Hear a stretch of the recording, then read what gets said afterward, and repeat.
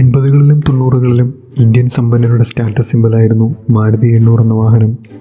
Suzuki Alto എന്ന original Suzuki design ജപ്പാനിൽ കാലഹരണപ്പെട്ടപ്പോഴാണ് Suzuki company തങ്ങളുടെ ഇന്ത്യൻ ജോയിൻറ്റ് വെഞ്ചറായ മാരുതി സുസുക്കിയിലൂടെ മാരുതി 800 എന്ന പേരിൽ ഇന്ത്യൻ നിരത്തുകളിൽ ഇറക്കിയത്. 90കളിലെ ഇന്ത്യൻ റോഡുകളുടെ അഭിമാനമായിരുന്നു ഈ കാർ. 20 വർഷം കൊണ്ട് പാവപ്പെട്ടവൻ്റെ വണ്ടിയായി.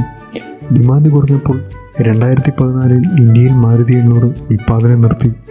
പക്ഷേ മാരുതി 800 മറ്റൊരു പേരിൽ ചൈനയിൽ ജീവിക്കുന്നുണ്ട്.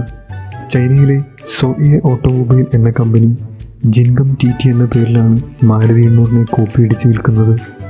എല്ലാ സ്പെസിഫിക്കേഷനും മാരുതി 800ലേത് തന്നെ, പക്ഷേ തങ്ങളുടേതാണ് ഒറിജിനൽ മാരുതി എന്നാണ് ചൈനക്കാരുടെ അവകാശവാദം.